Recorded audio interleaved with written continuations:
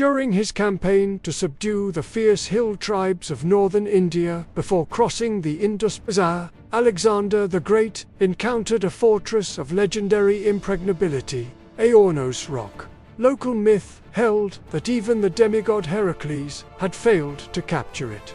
For Alexander, who consciously emulated Heracles, the challenge was irresistible. The siege of Aornos, in the spring of 326 BCE, became a symbol of his determination to overcome any obstacle, natural or man-made, and to surpass the deeds of heroes. As Alexander the Great pushed his way through the rugged mountainous territories north of the Kabul River Valley, the Swat and Buna regions of modern Pakistan in the winter and spring of 326 BCE, his primary goal was to secure his northern flank and lines of communication before invading the plains of the Punjab.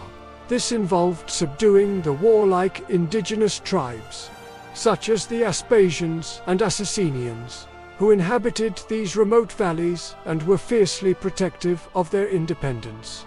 The campaign was arduous, characterized by sieges of fortified towns and hill forts. One such stronghold, however, presented a challenge of legendary proportions. Aornos Rock, Aornos Greek for birdless, implying it was so high that birds could not fly over it. Though this is likely an exaggeration, is generally identified by modern scholars with PSR, a massive isolated mountain outcrop near the Indus River in the Swat region. It was not just a rock, but a vast, flat-topped mountain plateau, with precipitous cliffs on all sides, surrounded by deep gorges and ravines. It possessed natural springs, providing water and enough arable land on its summit to support a considerable population and withstand a long siege. Local legend, eagerly reported to Alexander, claimed that this fortress was so impregnable that even the demigod Heracles, whom Alexander considered an ancestor and a role model, had besieged it in vain during his mythical wanderings. For Alexander, a man driven by an intense desire, pothos, to emulate and surpass the deeds of heroes and gods, this story made the capture of Aornos an irresistible personal challenge and a crucial symbolic victory. After the difficult siege of Masaga and other Assassinian strongholds, many of the surviving Assassinian warriors and their families, along with other local tribesmen, had fled to Aornos Rock, believing it to be their ultimate, unassailable refuge. The exact number of defenders is uncertain, but they were numerous and well provisioned. Alexander, upon arriving at the foot of Aornos, was confronted by its truly daunting natural defenses. The rock rose sheer from the surrounding valleys, its summit seemingly out of reach. A direct assault appeared impossible. However, Alexander, as always, refused to be deterred. He first sought local guides who might know of any weaknesses or accessible paths. Some local tribesmen, either captured or induced by rewards, revealed that while the main rock was indeed formidable, there was a somewhat less precipitous approach on one side, though still extremely difficult and heavily guarded. Alexander's plan, developed after careful reconnaissance, was typically audacious and involved incredible feats of military engineering. He decided to construct a massive siege mound, or causeway, across a deep ravine or saddle that separated a lower nearby peak from the main defenses of Aornos. This would allow him to bring his siege engines and troops to a level from which they could assault the rock's ramparts. The work began with Macedonian soldiers felling vast quantities of timber from the surrounding forests. They built a stockade on the lower peak to protect their operations.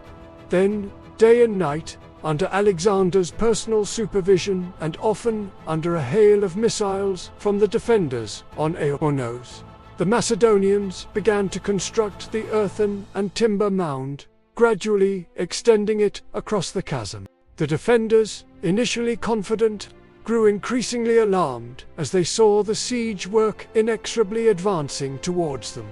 They launched sorties and rolled down boulders, but could not halt the relentless progress. During this phase, according to Arion, an old Indian man, accompanied by his 2 sons, came to Alexander and offered to guide a small party of Macedonians up a treacherous, hidden path to a point on the rock that was less heavily defended, from which they could attack the defenders from an unexpected direction. Alexander, always willing to exploit such opportunities, accepted the offer. He dispatched Ptolemy, son of Lagus, his trusted general and boyhood friend, with a hand-picked force of Agrionians and other light infantry. Ptolemy, guided by the Indians, managed to scale the difficult path and seize a strategic position on a lower spur of Aornos, establishing a fortified camp. However, the main body of defenders on Aornos, realizing the danger, launched a fierce counterattack against Ptolemy's isolated position. Ptolemy and his men fought desperately to hold their ground. Alexander, seeing his friend in peril, led a relief force himself, fighting his way up to reinforce Ptolemy. The combined Macedonian force then managed to repel the Indian assault.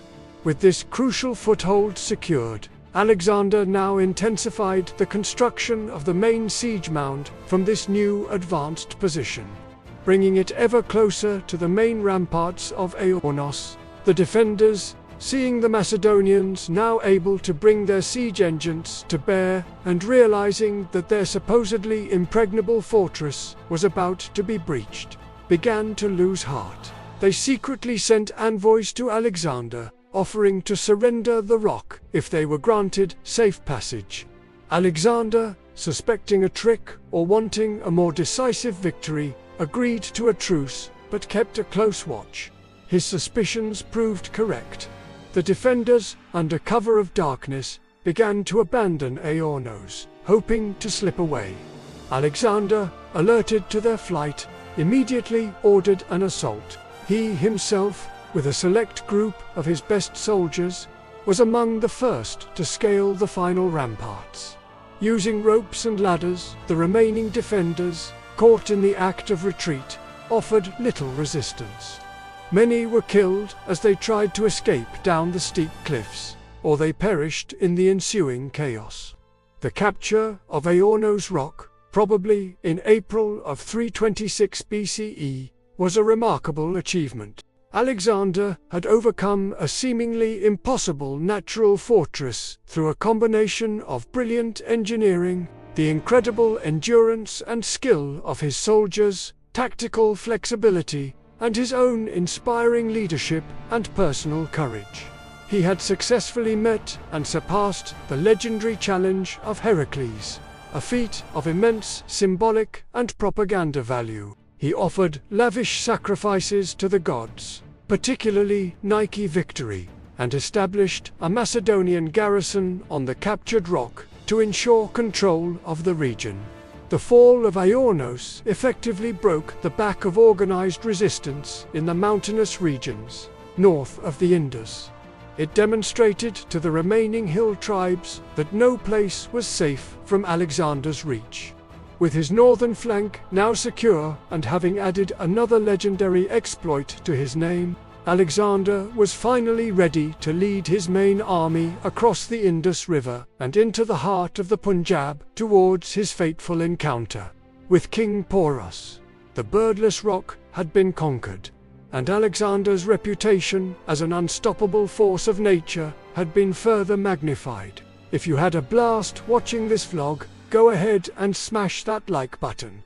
Don't forget to subscribe for more fun content.